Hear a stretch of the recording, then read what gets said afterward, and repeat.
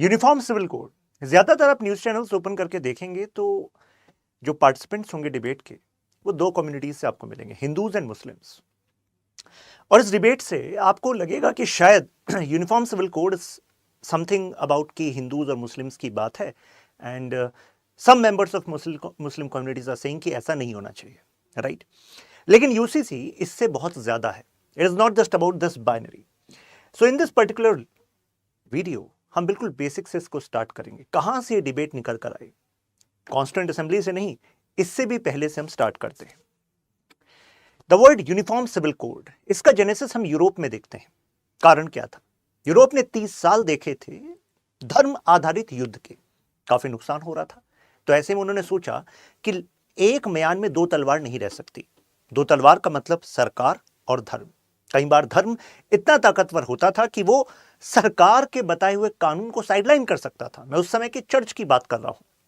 उन्होंने कहा कि देखो भाई, चाहे सिविल मामले हो या क्रिमिनल मामले हो, दोनों में जो लीगल सॉवरेनिटी है, जो कानूनी ताकत है, वो केवल सरकार के पास रहेगी, तभी स्थिरता रहेगी।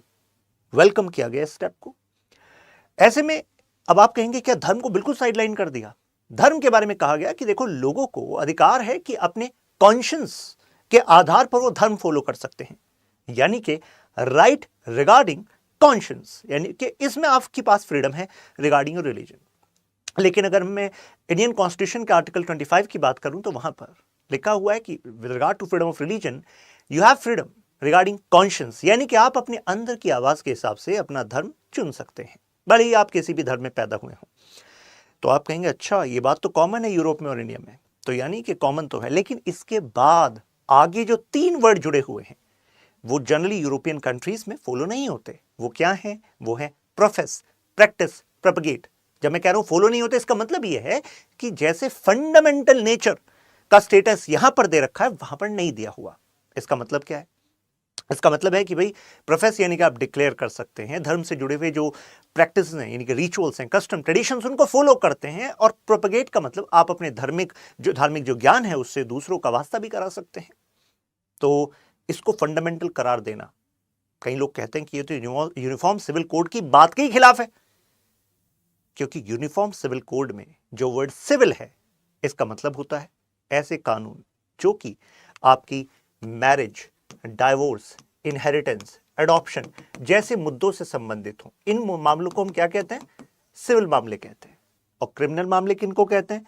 क्रिमिनल जैसे कि हत्या, लूट, डकैती एटसेट्रा, ये जो मर्डर, रेप एटसेट्रा, ये सब क्या है? ये क्रिमिनल मामले हैं। तो क्राइम के मामले में तो आप सबको पता है भाई, एक ही सजा है। ऐसा नहीं है कि जज साहब पूछेंगे अच्छा आपका धर्म क्या है, अच्छा आपने मर्डर किया है, धर्म आपका ही है, चलो आपको 1 साल की सजा। ओ, दूसरा व्यक्ति उसने भी सेम क्राइम किया लेकिन धर्म अलग है, चलो इसको 6 साल की सजा। ऐसा तो नहीं होता ना।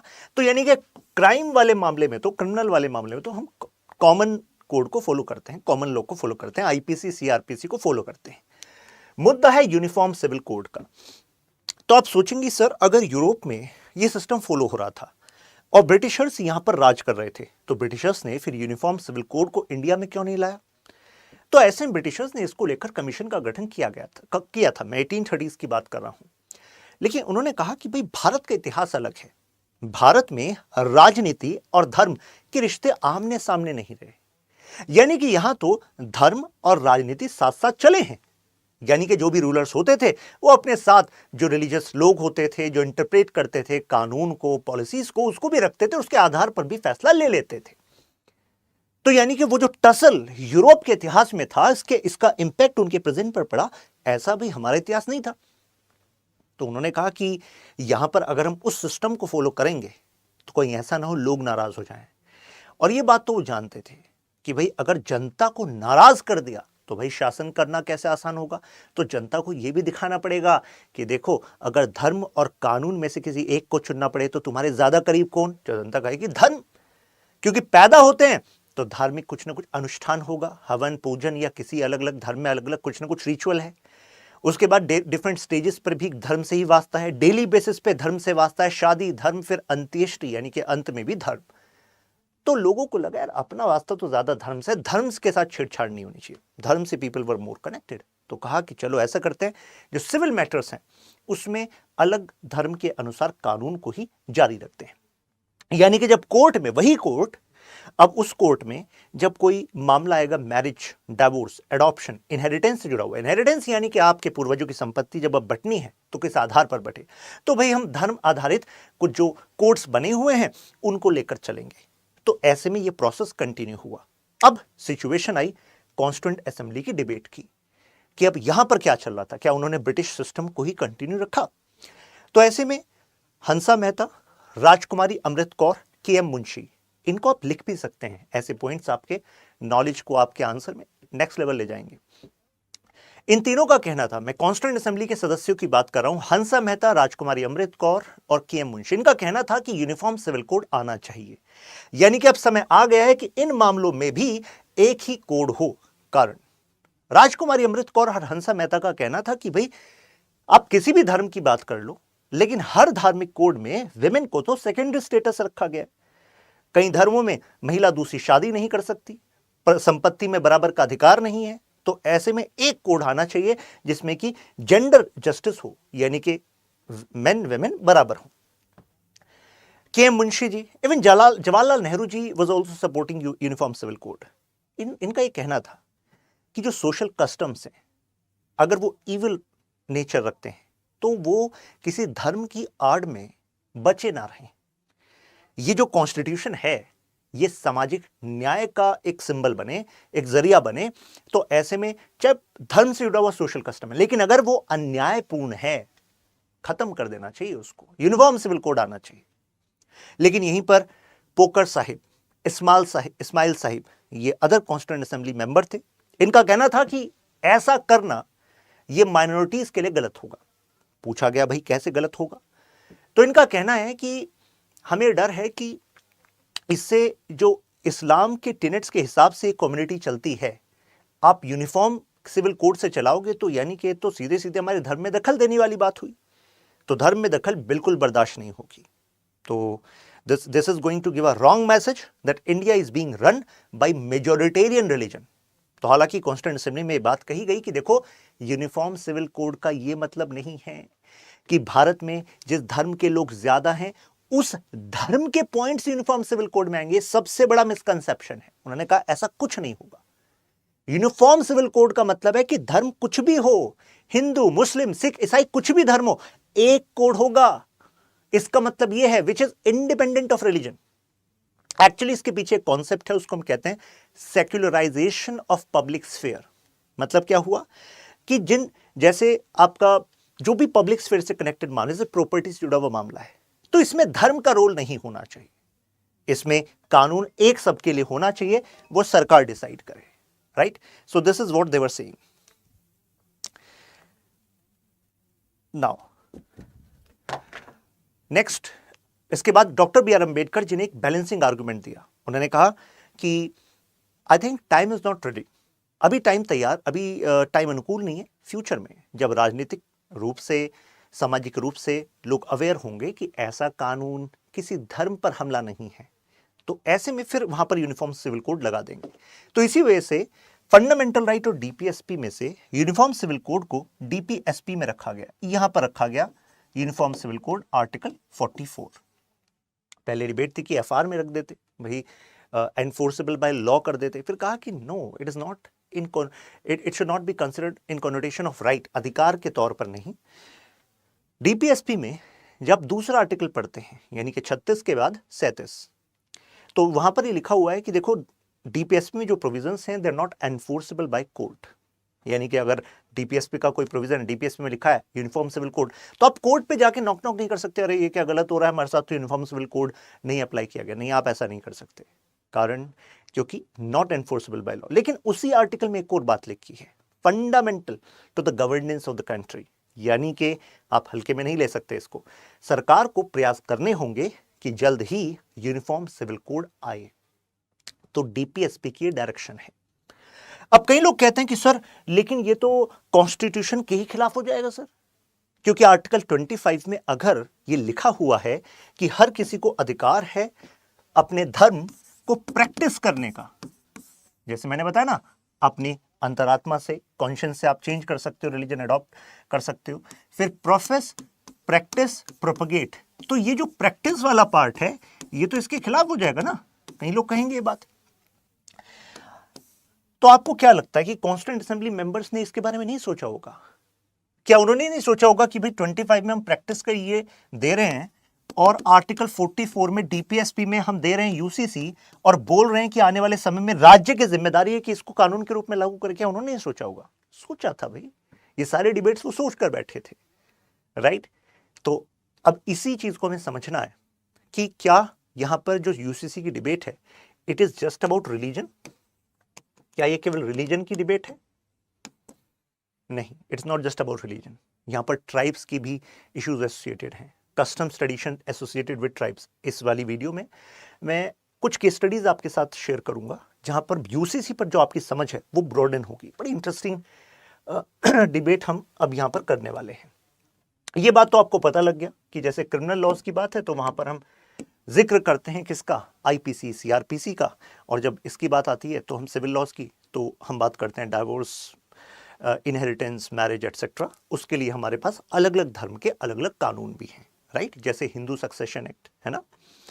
अच्छा, क्या यूसीसी के खिलाफत क्या केवल मुस्लिम कम्युनिटी के मेंबर्स ही कर रहे थे? नहीं, ऐसा नहीं है, क्योंकि कुछ ऑर्थोडॉक्स हिंदूज भी थे। उनका भी मानना था कि क्या सरकार का धार्मिक मामलों में दखल देना सही है? क्योंकि हमारे यहाँ रिलीजियस न्यूट्रलिटी का मतलब ये नहीं है कि सरकार जो है बिल्कुल बैकफुट पे बैठेगी। एक पर्सपेक्टिव ये आता है, एक पर्सपेक्टिव आता है कि भाई हमारे यहाँ सरकार जो है दखल भी कर सकती है। जैसे कि यूरोप का जो मॉडल है सेक्युलर शब्द के अनुसार वो है कि there will be strict separation between state and religion. लेकिन हमारे यहाँ क्या है? हमारे यहाँ कि देखो, सरकार को अगर पता लगा कि आपके धर्म की कोई रीति रिवाज, कोई कस्टम ट्रेडिशन अगर फंडामेंटल राइट्स के खिलाफ है तो ऐसे में इसको बेस मानते हुए यहां पर सरकार दखल कर सकती है, जैसे सुप्रीम कोर्ट ने इससे पहले दखल किया है, राइट। तो यानी कि अलग अलग धर्मों के अलग अलग कानून हो गए, ये बात आपको पता लग गई। मैं यहां पर कुछ और पॉइंट्स थोड़ा आपको बताना चाहूंगा जिससे कि आगे की डिबेट आप समझ सके। जरा कॉन्स्टिट्यूशन के पहलुओं को समझिएगा। यहां पर आर्टिकल 13 हमारे जो फंडामेंटल राइट्स हैं ये हमारे कॉन्स्टिट्यूशन के पार्ट 3 में दिए गए हैं, ठीक है, ये बात आपको पता है। और पार्ट 3 में आर्टिकल 12 से लेकर आर्टिकल 35 तक हमारे यहां पर आर्टिकल्स हैं। इसमें से जो 13th आर्टिकल है ये क्या कहता है कि भाई अगर कोई भी लॉ इनकंसिस्टेंट है, कनेक्ट कीजिएगा, इनकंसिस्टेंट है, किसके इनकंसिस्टेंट है? फंडामेंटल राइट्स के। तो ऐसे में वो जो लॉ है ना वो नल एंड वॉइड हो जाएगा, यानी कि वो लॉ लागू नहीं होगा। जब हम आर्टिकल 13 के क्लॉज 1 क्लॉज 2 को पढ़ते हैं तो हमें पता लगता है कि ये कानून pre constitutional and post constitutional दोनों तरह के कानून पर लागू होता है। तो अब कई लोग ये कहते हैं कि भाई अगर फंडामेंटल राइट है आर्टिकल 25 और ये फ्रीडम रिगार्डिंग रिलीजन दे रहा है, तो फ्यूचर में अगर कोई ऐसा कानून बना कि जो 25 आर्टिकल के तहत जो आपको फ्रीडम रिगार्डिंग रिलीजन मिली है, तो ऐसे में तो ऐसा कानून रद्द हो जाना चाहिए आर्टिकल 13 के अनुसार। चाहे कोई कानून कॉन्स्टिट्यूशन से पहले का था, अगर वो भी फंडामेंटल राइट के खिलाफ होगा वो भी रद्द हो जाता, और अगर अब बनता है तो वो भी रद्द हो जाता। तो कई लोग इसकी बात करते हैं, राइट। तो इसकी बात करते समय लोग कहते हैं कि बॉम्बे हाई कोर्ट का एक जजमेंट था, उसने कहा था कि देखो जो कस्टम्स होते हैं, ट्रेडिशंस होते हैं, इस पर जो है आप इस तरह का अमेंडमेंट नहीं कर सकते हो। तो फिर उसके बाद जो है हमारी खुद सुप्रीम कोर्ट ने कहा वेरियस जजमेंट से कि देखो भाई अगर फंडामेंटल राइट्स पर बात आ गई तो हम कर लेंगे। यहां पर इस डिबेट को समझने के लिए हमें 3 केसेस समझने चाहिए, ठीक है, 3 केसेस, ये बार बार आपके सामने आएंगे। याद करने का तरीका है 3S का मतलब क्या हुआ? मैं बात कर रहा हूं शाहबानो केस की, ठीक है। यूसीसी की डिबेट आए और शाहबानो केस का जिक्र ना किया जाए तो वो डिबेट अधूरी होगी। फिर है सरला मुदगल केस, इसमें बड़ा इंटरेस्टिंग एंगल था सरला मुदगल केस में, बताता हूं आपको। और तीसरा है शायरा बानो केस, ये तो आप में से काफी लोगों ने सुना ही होगा, ट्रिपल तलाक का मुद्दा, ये रिसेंट वन था, राइट। तो देखिए हुआ क्या था शाहबानो केस में। जो शाहबानो थी उनका कहना था कि मेरे पति ने मुझे तलाक दे दिया और तलाक के बाद मुझे मेंटेनेंस नहीं मिल रहा है। जैसे कि अन्य धर्मों की अगर कोई पत्नी का डाइवोर्स उसको मिल जाता है और उसके पास कोई साधन नहीं है, भाई कोई जॉब नहीं है, कोई सोर्स ऑफ इनकम नहीं है, तो जीवन को जिएंगे कैसे? तो ऐसे में पति की संपत्ति से पति की जिम्मेदारी बनती है कि पति उनको दे। और ये इंटरनेशनल स्टैंडर्ड भी आप सब जानते हैं, शब्द एलिमनी के बारे में, मेंटेनेंस के बारे में, है ना। लेकिन यहां पर मुस्लिम पर्सनल लॉ कहता था कि देखो, जो रकम है वो तो दी जाएगी, मेंटेनेंस दिया जाएगा, लेकिन इद्दत पीरियड तक, यानी कि द पीरियड जिसको कूलिंग डाउन पीरियड आप एक तरीके से ऐसे मान लीजिए, उस पीरियड में दिया जाएगा और उसके बाद थ्रू आउट लाइफ नहीं दिया जाएगा।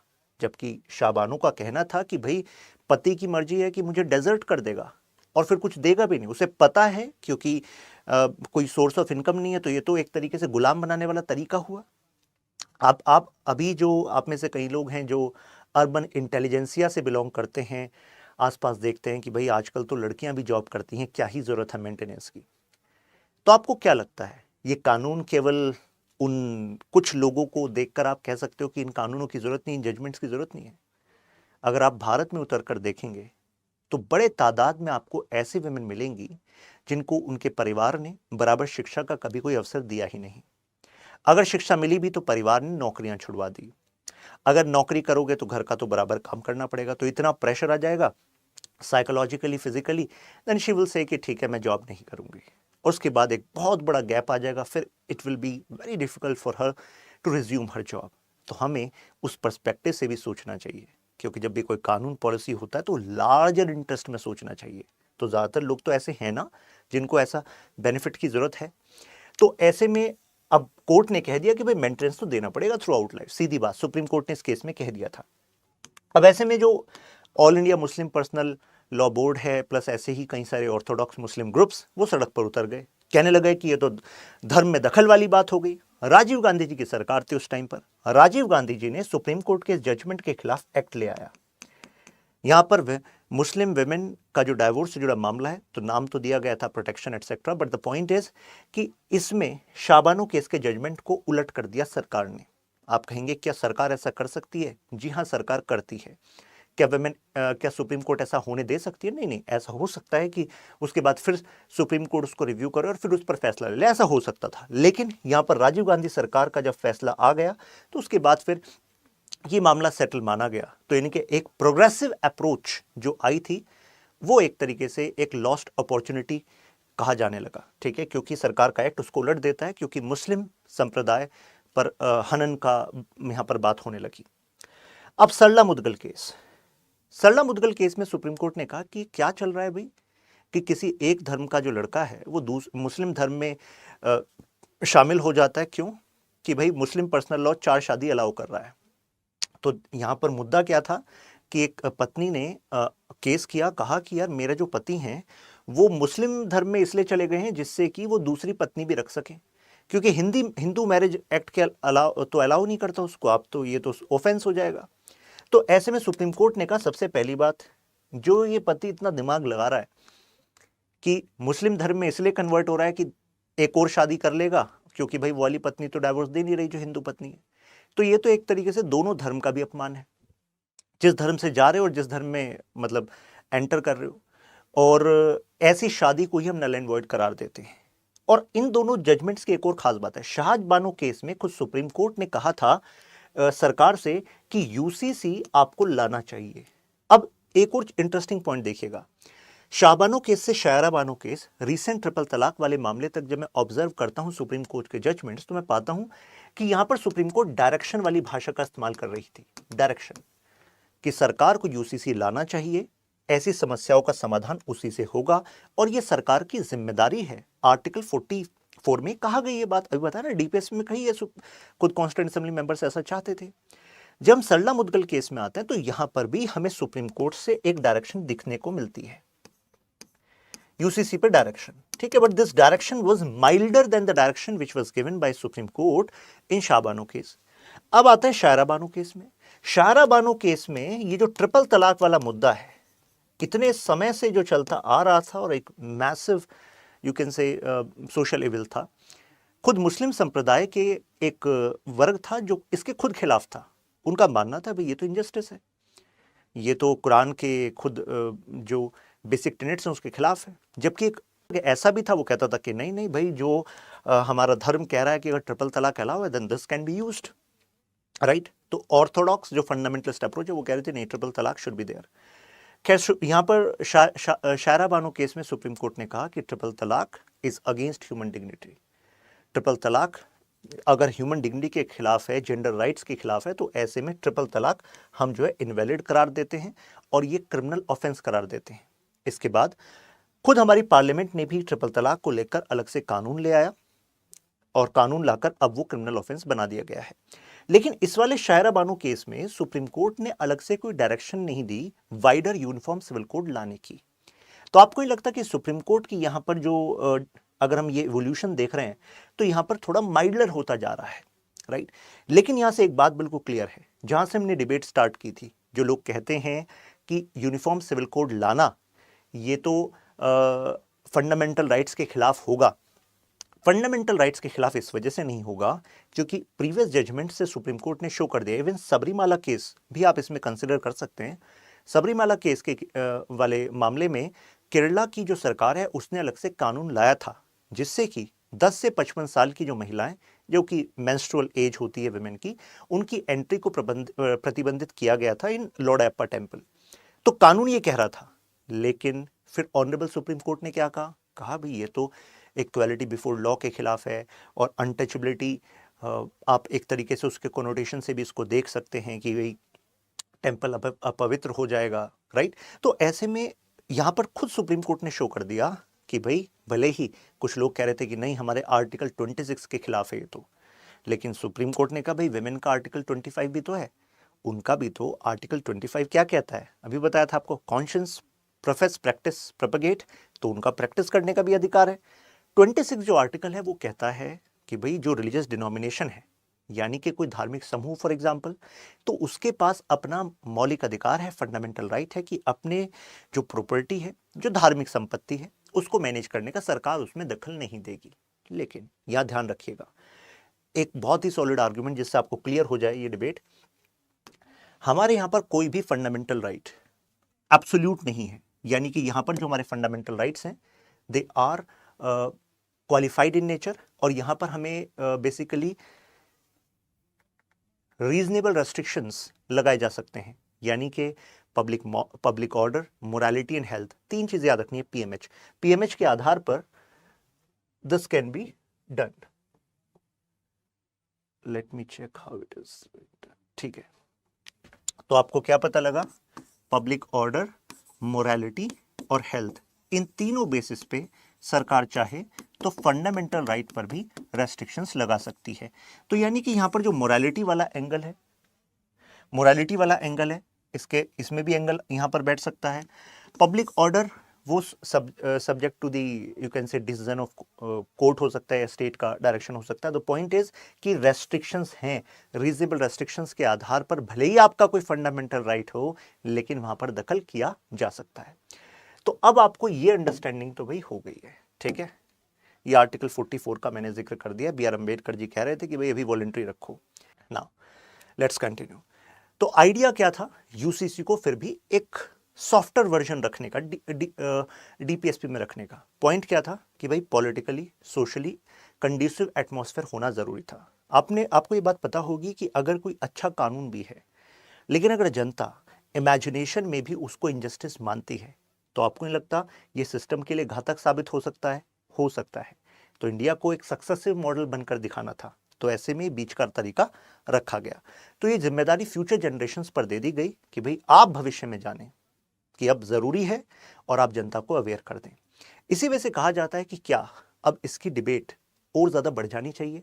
भाई कैसे जनता अवेयर होगी? जब हम इस बारे में बात करेंगे, इसके सभी पहलुओं को जानेंगे कि क्यों ये केवल धर्म का मामला नहीं है, ये धर्म से अलग कई मामले रखता है। एक और एग्जांपल देकर आपको समझाता हूं, फिर इसमें जाते हैं। मैंने कहा कि ये केवल धर्म का मामला नहीं है, क्योंकि धर्म के मामले का मतलब है सेक्युलरिज्म पर क्वेश्चन, ठीक है। तो देखिए, इंडिया सेक्युलरिज्म की बात करता है, लेकिन सेक्युलरिज्म का मतलब क्या होता है? क्या सेक्युलरिज्म का केवल ये मतलब होता है कि सभी माइनॉरिटीज को स्पेशल राइट्स देने चाहिए? क्या ये मतलब होता है? इस पर प्रताप भानु मेहता एक विचारक हैं, उनका कहना है कि भारत ने सेक्युलरिज्म का सही इस्तेमाल नहीं किया। पूछा गया भाई कैसे? पूछा गया कि भाई सेक्युलरिज्म का मतलब यूरोप में सेपरेशन ऑफ पावर, सेपरेशन था, मतलब clear separation between state and religion था, और यहां पर सेक्युलरिज्म का मतलब है कि सरकार सर्वधर्म संभाव रखती है। प्रताप भानु मेहता कहते हैं कि सर्वधर्म संभाव वाली चीज घातक है। सबने कहा ये तो बहुत अच्छी बात है, आप कैसा क्यों कह रहे हैं? उन्होंने कहा इससे पहले की सरकारों ने सेक्युलरिज्म का इस्तेमाल वोट बैंक पॉलिटिक्स के लिए किया है। अगर किसी समुदाय को देखकर आप उसको कुछ विशेष अधिकार दे रहे हो तो आप उससे मौका छीन रहे हो एसिमिलेशन का, इस देश से मौका छीन रहे हो नेशनल इंटीग्रेशन का। उनका कहना है कि अगर आप अपने आप को आधुनिक कहते हो, मॉडर्न टाइम का कहते हो, तो मॉडर्न टाइम का सबसे बड़ा फीचर है इंडिविजुअल राइट, यानी कि व्यक्तिगत अधिकार। अगर व्यक्ति के साथ कुछ गलत होता है तो उसको अधिकार होना चाहिए कि भाई वो गलत सुधारा जाए, सरकार न्याय दे उसको। व्यक्ति की पर्सनालिटी डेवलप हो, उसके लिए सभी जरूरी चीजें सरकार मुहैया कराए, जहां तक सरकार के पास रिसोर्स है, ऐसे अधिकार होने चाहिए। लेकिन जहां पर आपने उसके ऊपर एक कम्युनिटी का टैग लगा दिया और कम्युनिटी के आधार पर आपने कुछ उसको अधिकार दिए, तो ऐसे में हो सकता है कि उस समुदाय के कुछ लीडर केवल अपने राजनीतिक फायदे के लिए उस कम्युनिटी का इस्तेमाल करें। उसी समुदाय के लीडर नहीं चाहेंगे कि ये कभी इस टैग से निकल सके, क्योंकि टैग से निकले आजाद हो गए, नेशनल इंटीग्रेशन हो गया, यानी कि सबके लिए अब सबसे बड़ी पहचान भारतीयता हो गई। तो फिर आपकी पॉलिटिक्स क्या क्या होगा जो धर्म आधारित आप करते हो? तो इसी वजह से वो कहते हैं कि minority appeasement in the name of secularism is like misusing the idea of secularism. Secularism की सही परिभाषा ही नहीं समझाई गई भारतीय लोगों को, एक गलत धारणा पेश की गई, और जो भी उस धारणा पे क्वेश्चन करता था कि भाई क्यों केवल माइनॉरिटी अपीजमेंट को ही आप सेक्युलरिज्म कहते हो, तो उसको कहा जाता था कि ये तो गलत है, ये तो रेडिकल है, ऐसी बातें कही जाती थी।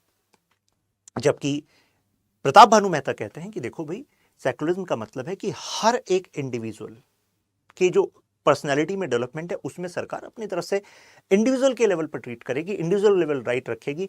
सेक्युलराइजेशन ऑफ स्पेस होगा, कहने का मतलब है कि जैसे प्रॉपर्टी का मामला है और अदर पब्लिक स्फीयर के मामले, वहां पर धर्म आधारित कोई टैगिंग ना हो, जिससे कि आपस में समाज में कोई वैमनस्य की भावना ना हो।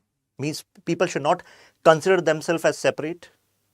There first identity need not to be religion, the first identity should be your nation.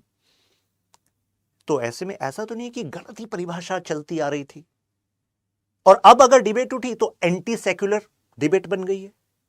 तो एक्चुअली सेक्युलर वर्ड के पीछे पड़े हुए हैं, और उसके सही मर्म को, जो मर्म actually can bring real difference in our society, उस पर जाया नहीं जा रहा है। तो यानी कि ये एंगल यहां पर बैठता है कि तो यूसीसी पर पहले हमें डिबेट करनी होगी, फिर यूसीसी को लाना होगा, ठीक है, जिसमें कि सिविल मामलों में कोई धर्म आधारित अलग से भेदभाव नहीं होगा, और साथ में यूनिफॉर्म सिविल कोड का मतलब कॉमन लॉ नहीं है। आप कहेंगे क्या बात कर दी सर आपने? आप सुनिएगा बात को। यूनिफॉर्म सिविल कोड और कॉमन लॉ दोनों चीजें अलग अलग हो सकती हैं। आप कहेंगे सर यूनिफॉर्म शब्द का तो मतलब यह है ना कि एक कानून सब पर लागू। हाँ बिल्कुल है, लेकिन why are constitution framers have not used the word common? Uniform civil code, तो यूनिफॉर्म का जो मतलब है वो ये भी हम डिड्यूस कर सकते हैं कि सम बेसिक प्रिंसिपल्स, जैसे कि gender justice, ideas of national unity, human dignity, in principles को आधार बनाकर सभी धर्मों से जो जो ऐसे प्रोविजंस हैं जो कि प्रोग्रेसिव हैं, उन प्रोविजंस को रखकर हम एक कानून बना सकते हैं, उसको हम यूनिफॉर्म सिविल कोड कह सकते हैं।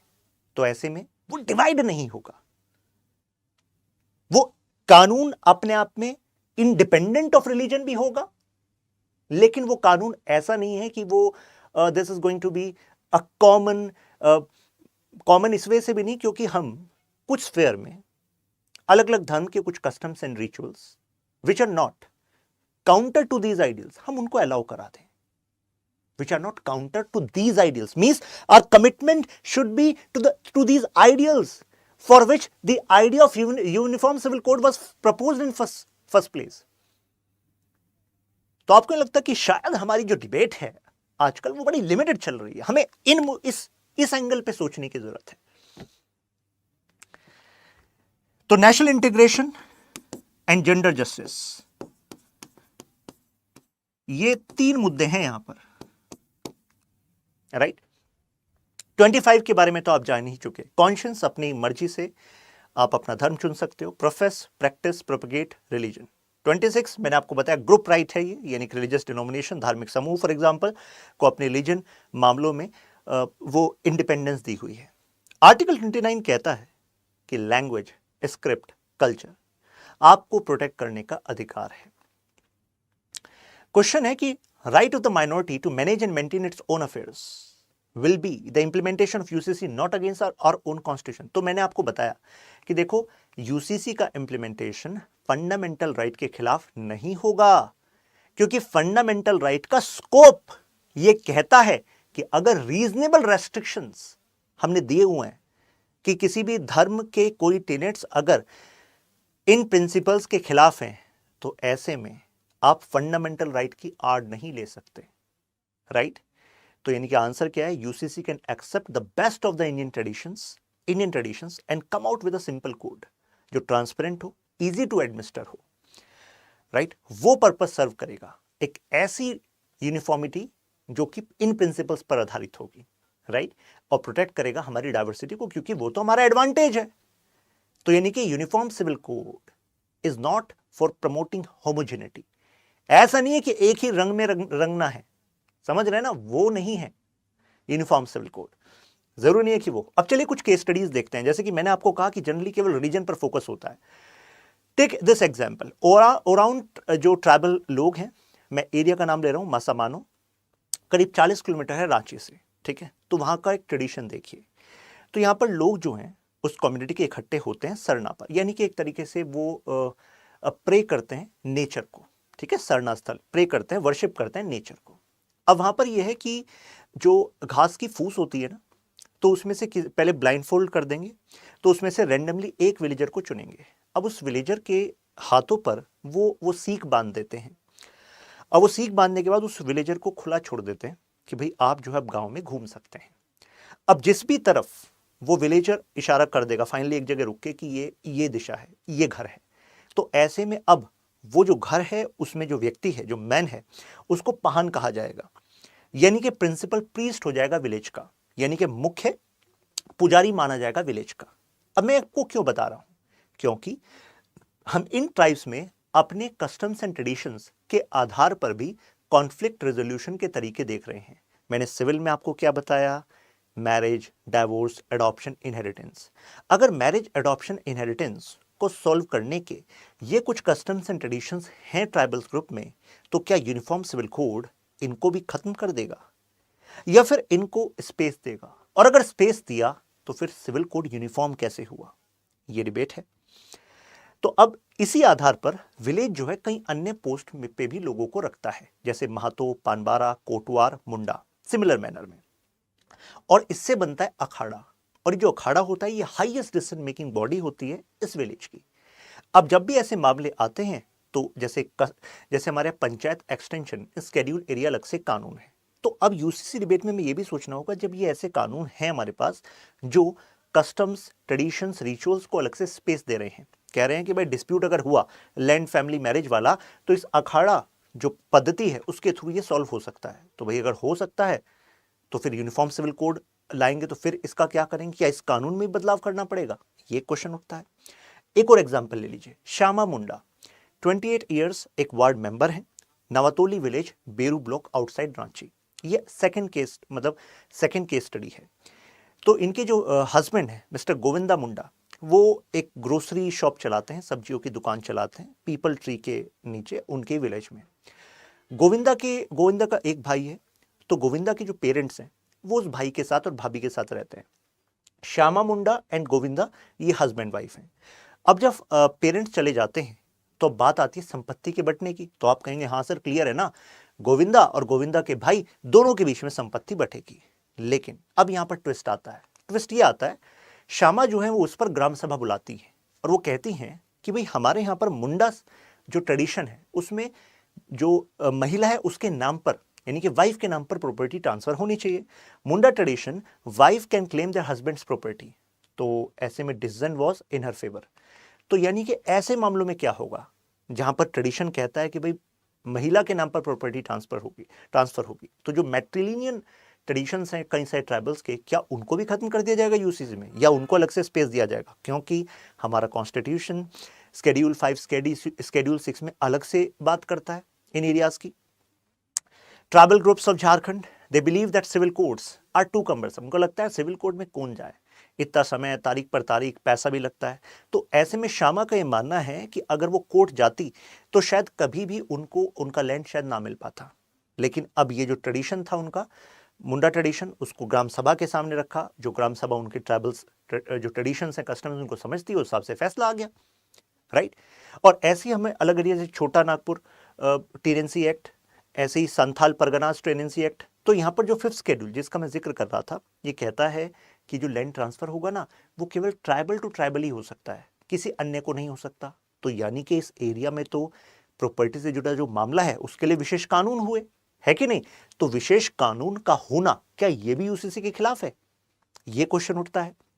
और अगर इसको हटा दें, कहीं नहीं पूरे भारत में प्रॉपर्टी का एक ही कानून रहेगा, तो फिर तो भाई जो ट्राइबल्स हैं इनसे इनकी जमीन छिन जाएगी। इस एरिया में काफी सारे लोग आएंगे, पैसा देंगे, जमीनें लेंगे और कुछ कुछ चीजें बना देंगे। तो ऐसे में जो उनका कल्चर है, जो कम्युनिटी है, उसको खतरा हो सकता है। तो ये डिबेट भी आ जाती है ना। अब नॉर्थ ईस्ट के और एग्जाम्पल्स लेते हैं। अब देखिए, जैसे एक ट्रेडिशन है, inheritance of property depends on whether a person supported deceased parents, यानी कि आखिरी समय में जो अपने पेरेंट्स का ख्याल रख रहा था उसी को, मतलब बूढ़े पेरेंट्स का ख्याल रखता है, उसी को संपत्ति दी जाएगी। यानी कि आधार किस पर हुआ? ख्याल रखने पर हुआ। गुवाहाटी हाईकोर्ट का भी ये जजमेंट था कि भाई मीजो कस्टमरी लॉ अलग से कहता है कि भाई ये जो ट्रेडिशन है इनका, इस ट्रेडिशन को कैरी फॉरवर्ड रखना चाहिए, राइट। तो सुप्रीम कोर्ट बेंच ने भी इस बात को ऑब्जर्व किया कि मीजो में जो नेचुरल हायर है, जिसको प्रॉपर्टी जानी है, तो ये उसको नहीं मिलेगी who does not support their parents, right. तो यानी कि खुद सुप्रीम कोर्ट का जजमेंट कहता है कि भले ही नॉर्मल कानून क्या कहता है कि भाई पिता की संपत्ति से चलो चला जाएगा, ठीक है, हालांकि हमारे पास अभी अलग से कानून भी है ओल्ड एज पेरेंट्स के ख्याल रखने के लिए। अगर पेरेंट्स चाहें तो अपनी संपत्ति से अपने भाई बच्चों को बेदखल कर सकते हैं, और ये उनका अधिकार भी है कि उनका ख्याल उनके पेरेंट्स रखें। वो हमारे पास सेपरेट कानून है। यहां पर पॉइंट ये है कि सुप्रीम कोर्ट ये कहती है कि जो मीजो नेचुरल जो ट्रेडिशन चलता आ रहा है, उस ट्रेडिशन को यहां पर प्राथमिकता दी जाएगी, राइट। चाहे असलियत में उनका बच्चा कानूनी रूप से प्रॉपर्टी का हकदार रहता हो, लेकिन उसको संपत्ति नहीं मिलेगी अगर उसने इसको फॉलो नहीं किया। यानी कि वो बेसिकली ही और she was not taking care of their parents, right. ऐसे ही हमें एग्जांपल मीजो के अलावा बोडो कम्युनिटी में मिलता है आसाम में। जैसे कि कुछ जिम्मेदारियां हैं कि you have to take care of your parents, last rights आपको करने होंगे, और जो भी पेरेंट्स का डेट है वो आपको फाइनली पे ऑफ करना होगा। सिमिलरली हमें अरुणाचल प्रदेश में भी कुछ ऐसे ट्रेडिशंस देखते हैं, और ये व्यू आता है कि यहाँ पर जो लोकल कम्युनिटी जो ट्राइबल लॉज हैं, दे आर यू कैन से वो इजीली सेटल कर देते हैं चीज़ों को। वहाँ पर कानूनी अदालतों में जाने की जरूरत नहीं पड़ती। ऐसे Kebang is a village council जिसमें एल्डरली लोग होते हैं, और वो लोग होते हैं जिनको उनके ट्राइब के रूल रेगुलेशंस की जानकारी होती है, राइट। तो ऐसे में ऐसी अथॉरिटी को रिकॉग्नाइज किया गया है Assam frontier administration of justice regulation act 1945। तो यानी कि इसके ऐसे रिकॉग्निशन के लिए ऑलरेडी हमारे पास कानून है। जैसे कि अगर वहां पर दो फैमिलीज में कोई डिस्प्यूट है या भाई भाई में कोई डिस्प्यूट है, तो ऐसे में जैसे केबांग वहां पर बैठी जिसमें कि एल्डरली लोग हैं उनकी कम्युनिटी के, तो आप जिसने डिस्प्यूट किया है उनको उस कम्युनिटी को पहले तो खाना खिलाना होगा, यानी कम्युनिटी फीस्ट होगी, भाई सबके लिए आप खाना पीना रखें, दावत रखें फॉर एग्जांपल, है ना। और उसके बाद जो भी वहां पर फैसला होता है, अब वो फैसला आपको मानना होगा, राइट। तो ये कहा जाता है कि इस कम्युनिटी फीस्ट के रखने का पर्पस ये होता है क्योंकि जब इतने सारे लोग कम्युनिटी के आएंगे, so they will actually try to convince you, bring positivity कि भाई आपको अब एमिकेबली इसको सुलझा लेना चाहिए, इसमें कोई जो भी फैसला है आपके अंदर कोई जलन नहीं होनी चाहिए, राइट। और एक और इसमें कि विलेज हेडमैन जो है वो जरूरी नहीं है कि जूरी का मेंबर हो। आप कहेंगे ये क्या टेक्निकलिटी है? टेक्निकलिटी कुछ नहीं, ऐसा हो सकता है कि इस कॉन्फ्लिक्ट में एक भाई कहने लगे अरे ये जो गांव का प्रधान है ना, हमारे ट्राइबल प्रधान है फॉर एग्जांपल, तो ये ना इसके तरफ से ही बोलेगा क्योंकि इनका ज़्यादा क्लोज है। तो ऐसे में वहाँ पर देखिए वहाँ के ट्रेडिशंस में क्या लॉजिक है कि आप दूसरे गांव से जो इस मामले में एक्सपर्ट लोग हैं उनको बैठाइए, विलेज के हेडमैन को मत बैठाइए, जिससे कि न्यूट्रलिटी कैन बी एंश्योर्ड। और आप सबको पता है भाई इतने सालों से अगर ये सिस्टम चलते आ रहे हैं तो इसी वजह से चलते आ रहे हैं क्योंकि they are giving this spirit of impartiality, और वो तो हर एक जुडिशरी में होनी चाहिए, है ना।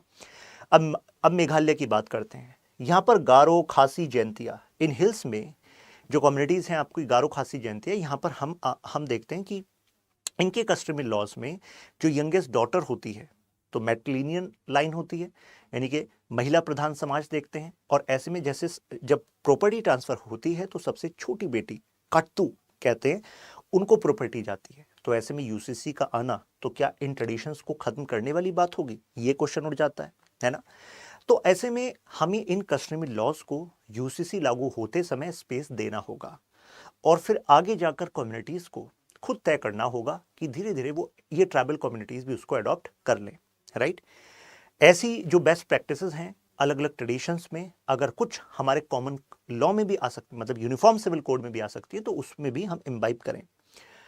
अब हमारे पास कुछ फैक्ट्स हैं जो ये बताते हैं कि अब समय आ गया है, यूनिफॉर्म सिविल कोड होना चाहिए। सबसे पहली बात तो कई सारे जो पर्सनल लॉज बने हुए हैं, चाहे वो हिंदू मैरिज एक्ट है या फिर मुस्लिम पर्सनल लॉ है, उसमें कई बार कितने सारे लूप होल्स होते हैं। They are not like silver bullet कि भाई एक बार आप ये ला दीजिए, कानून कर दीजिए और कानून से सब कुछ ठीक चलेगा।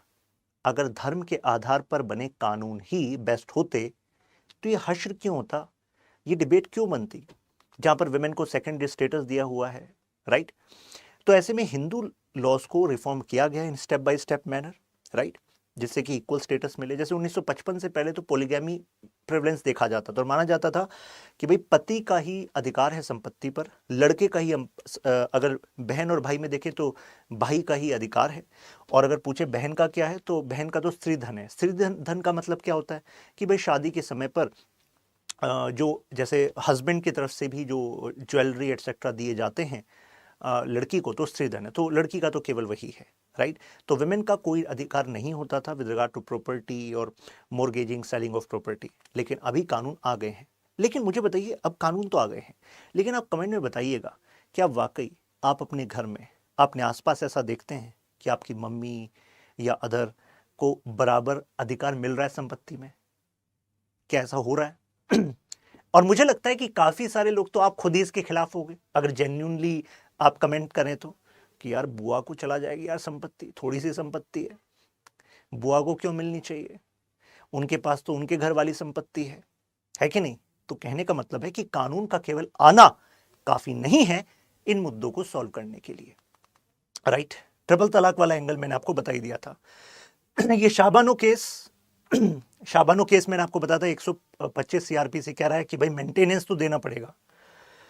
फिर इस पर लॉ आ गया था राजीव गांधी सरकार, ये सारी कहानी मैं आपको बता चुका हूं। ऐसे देखिए Mary Roy versus state of Kerala, यहां पर मिस मैरी रॉय विडो थी, she was tortured and ousted from father's property by brothers, यानी कि जैसे बुआ को बाहर निकाल दिया, कहा कि आपको कुछ नहीं मिलेगा, और वाकई कानून रूप से कुछ मिल नहीं सकता था क्योंकि त्रावणकोर सक्सेशन एक्ट 1916 के हिसाब से वहां पर केरला का प्रॉपर्टी लॉ चल रहा था जो लड़की को बराबर अधिकार की बात नहीं करता था।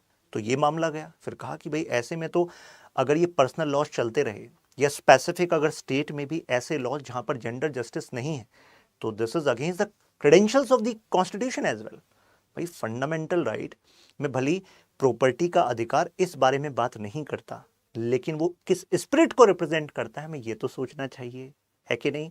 हमें उन आइडियल्स के बारे में सोचना चाहिए जो प्रेम्बल में लिखे हुए हैं। These are the basis of interpreting the sanctity of these laws in India. Sarla Mudgal case आपको बताया था, पति एक से ज्यादा शादी कर रहा है कन्वर्ट करके, वो नहीं करा जाएगा, है कि नहीं।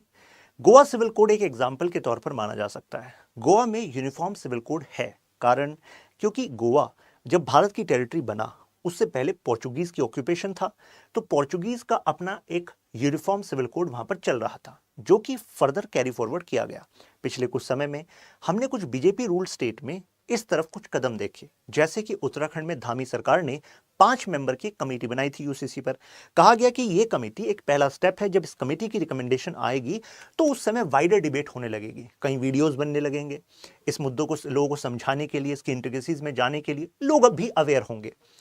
फिर हो सकता है ऐसा मॉडल कुछ सुधारों के साथ फिर कई अलग अलग स्टेट्स में भी जाए। लेकिन अब इशू ये बनता है, क्या इसकी जिम्मेदारी स्टेट्स की हो या फिर सेंटर इस पर एक पूरे देश के लिए यूनिफॉर्म सिविल कोड लाए? क्या स्टेट पर इस मामले का डिस्कशन इस दिशा में केवल एक पहल भर है? तो देखो, पहल तो होनी चाहिए, है कि नहीं? अब यहां पर एसआर बोम्मई केस देखिए क्या कहता है। वो कहता है religious is the matter of individual faith and can not be mixed with secular activities. और जो ये एक्टिविटीज हैं, फॉर एग्जांपल प्रॉपर्टी, सिविल मामले, तो ये सेक्युलर एक्टिविटीज मानो आप। तो यहां पर जो है रिलीजन बेस्ड लॉज का आना, ये आप ये नहीं कहेंगे कि आपकी फ्रीडम ऑफ रिलीजन चली गई। यानी कि यूनिफॉर्म सिविल कोड की स्पिरिट यही रहेगी कि भाई अगर ये कानून आता है तो इसका मतलब ये नहीं है कि आपके धर्म से जुड़े जो आपके रिचुअल्स एंड ट्रेडिशंस अब सब छीन लिए जाएंगे, ऐसा कुछ नहीं होगा। एज इट इज वो सारे रिचुअल्स ट्रेडिशंस आप फॉलो करेंगे, अपने धर्म को फॉलो करेंगे। India is a secular country, but the meaning of secularism should be committed to the idea of secularism, which is national integration, avoiding gender justice, and this idea that there should be neutrality by the state, right? तो उसी spirit में हम चलते रहेंगे, तो ये violation नहीं माना जाएगा। तो ये आपको ट्रिपल तलाक वाला मैंने एग्जांपल दिया ही है। तो कंक्लूजन के तौर पर हम यही कह सकते हैं कि the time has come, but UCC should be done not in a forceful manner. First, we need to bring a bill. It need to be produced across public platforms. Different stakeholders आकर अपनी बातें रखें, public debate हो, और उसके बाद जो है this can be gradually implemented in phases. जैसे कि हमने इससे पहले देखा कि कई ऐसी चीजें जो कि इनडिस्क्रिमिनेशन रिप्रेजेंट कर रही थी, नेशनल इंटीग्रेशन के खिलाफ थी, चाहे वो आर्टिकल 35A हो, आर्टिकल 370 हो, नेशनल इंटीग्रेशन के खिलाफ। तो ऐसे में इस पर कदम उठाए गए ना, और उस कदम के बाद फिर ग्रेजुअली अब वो चीजें सेटल होती चली गई, राइट? सो ऐसे ही यूनिफॉर्म सिविल कोड है, बट इसका इंप्लीमेंट होने में अगर पब्लिक में कंसेंसस बिल्ड हो जाएगा तो इंप्लीमेंटेशन बेहतर हो पाएगा। कारण क्योंकि किसी स्टेट को स्टेटस को चेंज करना, वहां पर गवर्नमेंट मशीनरी का मेजर इन्वॉल्वमेंट है। लेकिन घर परिवारों के मामलों में, मैरिज, डाइवोर्स, एडॉप्शन, इनहेरिटेंस, यहां पर केवल सरकार ही ग्राउंड पर हर एक चीज इंप्लीमेंट नहीं कर सकती। इन कानून की का सक्सेस और फेलियर के आधार पर डिसाइड होगा कि पब्लिक की समझ इस मामले में बनी कि नहीं बनी।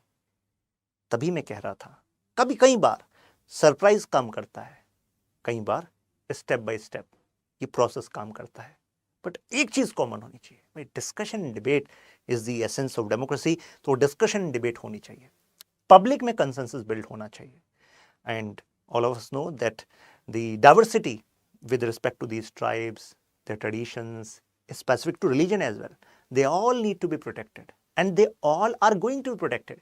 UCC is not about snatching those rights away, right? तो मुझे लगता है कि अब आपको इस पे एक अंडरस्टैंडिंग बिल्ड हो गई होगी। Examine the need of bringing UCC in India.